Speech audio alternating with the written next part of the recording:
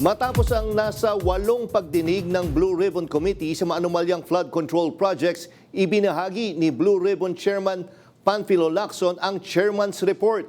Live mula sa Senado, may umaarangkadang balita si Angela Babad. Angela.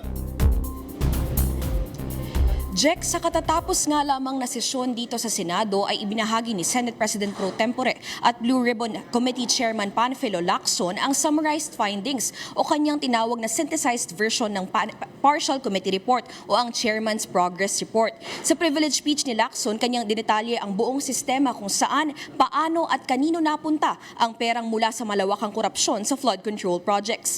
Ayon kay Lacson, bagamat ngayon lamang lumabas ang ulat ay kumilos na ang hustisya dahil ilang personalidad na rin ang kasalukuyang iniimbestigahan. Kasama na rin ang pag-freeze ng Anti-Money Laundering Council sa 21.8 billion pesos na total assets mula sa iba't ibang individual. Kasama rin sa ulat ni Lacson ang menu of possible charges o mga posibleng kaso sa ilang individual na sangkot sa skandal, gaya ng violation of anti-graft at plunder. Pinabulaanan din ni Lacson ang ilang issue katulad ng hindi umano pagpayag sa pagsasalita ni former Representative Zaldico. Binigyan umano ni Lacson ng question si Ko na tumistigo kahit online o virtually sa pamamagitan ng pagtungo sa embahada, bagay na anya'y hindi naman tinugunan o ni-request ng kampo ni Ko.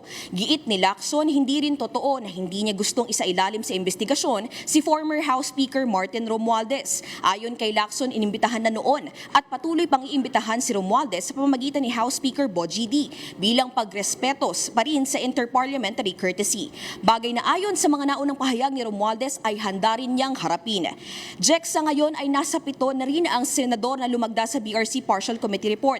Kabilang na sina Senate President Soto, sina Senator Pangilinan, Ontiveros, Aquino at ang magkapatid na Tulfo. At yan muna ang latest mula dito sa Senado. Balik sa inyo dyan, Jack. Okay, so Angela, huling tanong lang, Spito, posible pa ba ito madagdagan? Ano yung napag-usapan dyan? Doon sa pumirma. Jack, ninanais ni Senate President Pro Tempore Panfilo Lacson na madagdagan pa nga yung pagpirma doon nga sa Partial Committee Report para maiharap ito sa plenaryo. But regardless, yung itong committee or Chairman's Committee Report, yung nirepresent ngayon, ito ay pwede nang ipadala sa DOJ at sa Ombudsman para kanilang magamit. Pero hindi pa ito yung ihaharap sa plenaryo. Jack? Okay, maraming salamat, Angela Babad.